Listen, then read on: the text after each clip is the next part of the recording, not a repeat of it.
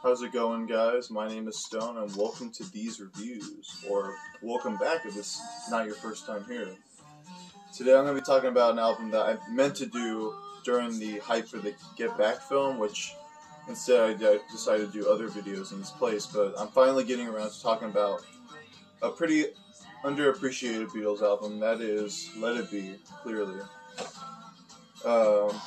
This album I really like a lot. I love the energy on this album, and while I do think it doesn't have the same standards as the albums that came before it, like a lot of them, obviously, like everything from Rubber Soul up to Abbey, well, at this point, Abbey Road, I guess, chronologically. But I do think there's a lot of moments to admire, and while there is some faults to it, which I will get more into, I do think it's a very fun listen, and I love, like I said, the energy that they have on this album that I don't think can be found on their later releases when they were just going in the studio. It opens with the song we're hearing right now, an amazing Beatles song, Two of Us, which is I think I might say the first Beatles song I ever really got into, because for a while I did think the Beatles were somewhat overrated. I just couldn't really get into their voices, or I guess like their British accents, but I've grown to appreciate them more. I mean, obviously I got over that, but even as a kid, this song really got to me. It's just a very uplifting song to listen to, especially like on the road with people. I just love the use of harmonies and the simplicity of it. And I think I don't know, it's a perfect song to get someone into the Beatles. At least it did for me, because it's just very melodic and it's not asking for too much on the ears, I'd say. And then we get to the next song, again, the one playing, Dig a Pony, which seems like it kind of gets a bad rap. I mean, I wouldn't say it's one of the best John Lennon songs out there, but I do think it's got a great guitar riff in the beginning, and I love the vocal performance on here, especially when they sing All I Want Is You. It's just so like powerful, and it just makes me want to start a garage band and just play this whole album in its entirety. I mean, that and songs later down the road I'll go into. But yeah, I love this song, and I love the drumming by Ringo, not only on this track, but on most of this album, as it's pretty like simple, as Ringo usually is, but he just adds a certain flavor to it that only he can produce. And I just think it's a really bomb track that deserves more, appreciation than it gets sometimes. Then we get to another John Lennon song, Across the Universe, which, while I do think the production on this version is a little muddy and could be clearer, or would be better if it was clearer, I do think this is a very amazing track that, like I said, like Two of Us, is pretty simple, doesn't take that much to listen to, but I really think the production helps add a sense of psychedelic quality to it, or psychedelia, I should say. And especially with the lyrics too, I think that if you were listening to something like this under the influence, the lyrics would trip you out a little, and I'd say the production too. But I love it's just him and the acoustic guitar, kind of like Julia. He just finds a way to strip down that angst that John Lennon has, and be able to create such a poetic and mesmerizing song that I wish there was more John Lennon songs in here, not necessarily like this, but just songs in general, because he was a great songwriter, and I think by this point he was kind of out of it. But moving on to the next song, we get to the first George Harrison track, I Mean Mine, which for me, I do like it a lot. I do think it's kind of a throwaway when you compare it to the songs beforehand, but it still has a great melody in the verses, and I do love the energy in the chorus as well. Though, like I said, again, this song doesn't have too much to it, and I feel like it would be more beneficial if it did, because I think it has a potential to be better, I think. But regardless, I do love George Harrison's vocals on this song. And yeah, I still admire it for what it is. It's very, I can see it being annoying to some people, like the way he says, I mean mine, I mean mine, I mean mine. But I feel like it just gets stuck in my head pretty easily, especially when I first started getting into this album. And then we get to the first, what people say, the two duds of this album. The first being Dig It, which is just a minute of a sample from the song Can You Dig It? Or at least that's what it's called in the Glyn Johns remix. And I enjoyed this song for what it is. I mean, I just love the energy it has, and I really wish that they just use the Glenn Johns mix of it, where it's longer than 4 minutes and way more fleshed out, and you could just admire the jamming more with how they're saying, like, can you dig it, can you dig it, or like where Paul is singing as well, not just John.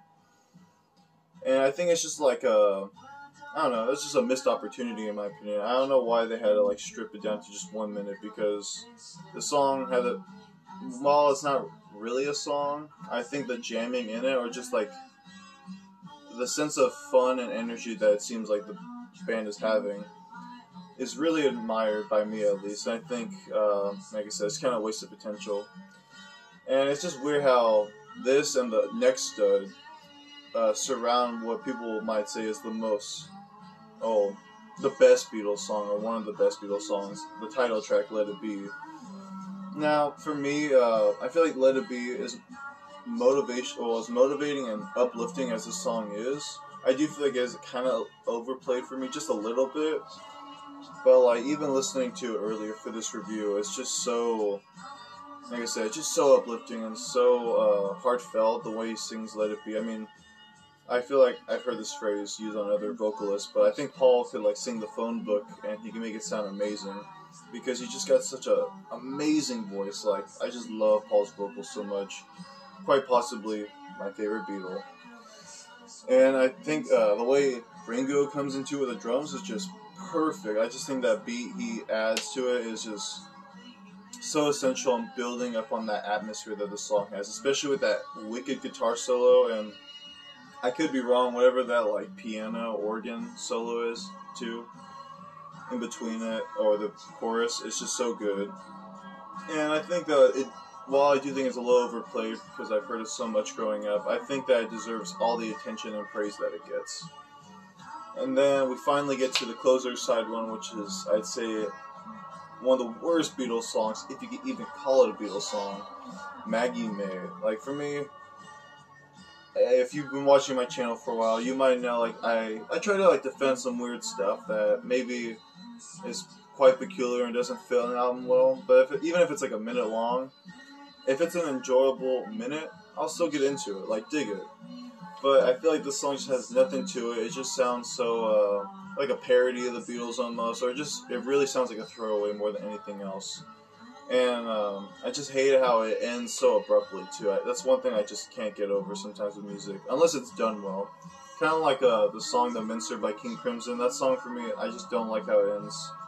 Like, you'd think it's gonna keep going, and it's like, oh, never mind, we're done. And that's what this song does. And it wasn't good to begin with, but I don't know. I hate to roast the song so much because there's not a lot of bad Beatles songs, but this is probably one of the worst. Could have been better if they just got rid of it, or put like, I don't know, "Don't Let Me Down" or something. Like, it's crazy they didn't put this song on here. It's another big Beatles song that I love a lot. But regardless, while I do think side one has those faults in there, those little duds, I do think it's still a pretty admirable side of music. It has some, obviously, has Let It Be, Across the Universe, Two of Us. Like, those are some great Beatles highlights. And I think, while those are great, I think side two, for me, is one of the best sides of Beatles music. And that really lifts this album up for me in terms of how much I like it. I would even put it up against, like, side two of Abbey Road, side one of Sgt. Pepper, what else? Side one of White Album.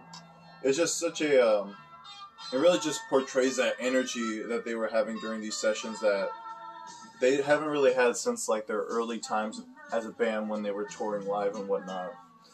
And the first song that opens, or that introduces us to side two, is probably top three, if not my favorite Beatles song. The one I can always go back to and enjoy, I've Got a Feeling. Now, watching the Get Back film, seeing how they made this, it kind of shows that they weren't maybe super thrilled during the process of making it, but I absolutely love the energy they have on this song. It's just so catchy. There's not a dull second in it whatsoever. I just love the hook, and I love everything about it. The drumming, again, is just so amazing.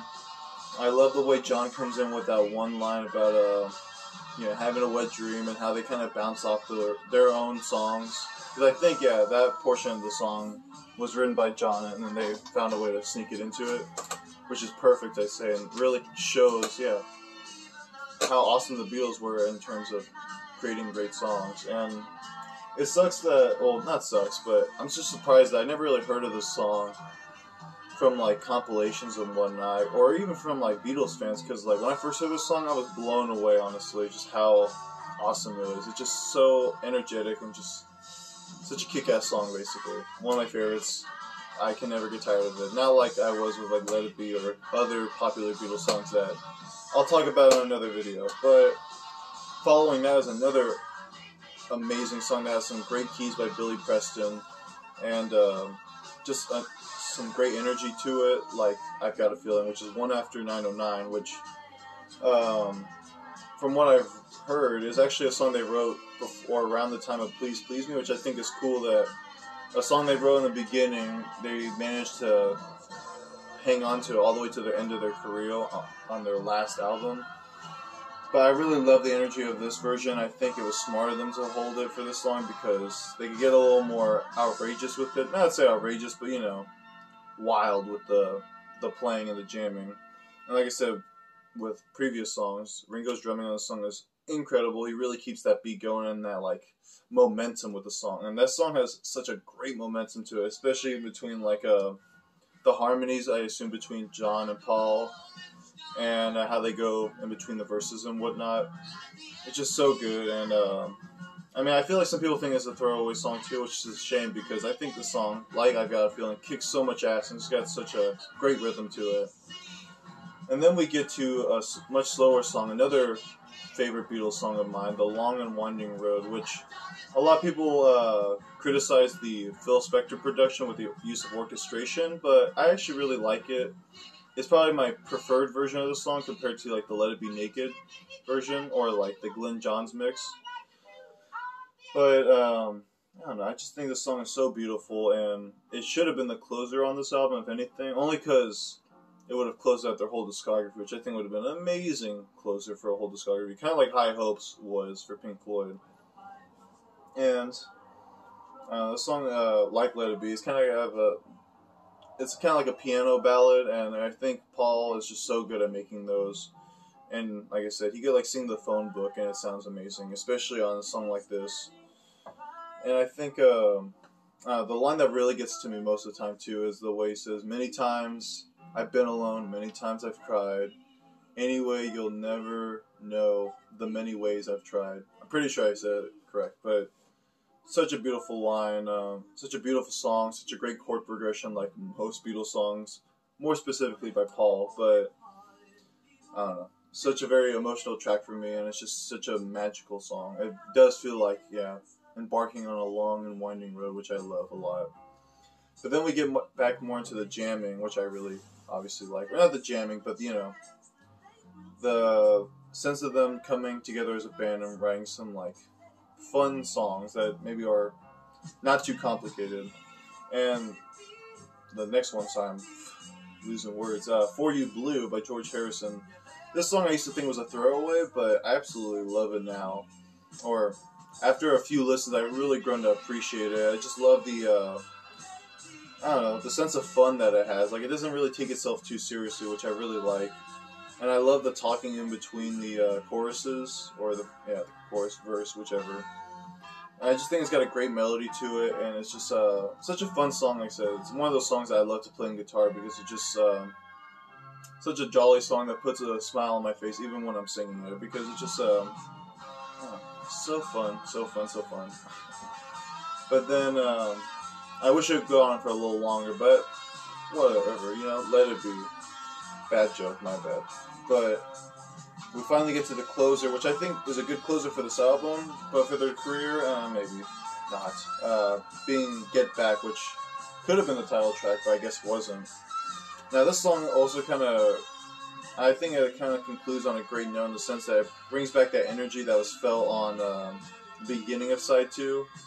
And it has some amazing drums by Ringo once again, and just a great simple melody, or not melody, but like the guitar work on this song is not too difficult for people to play, which I like because it just means like a lot of people like myself could learn and introduce this song to other people that may not know many Beatles tracks.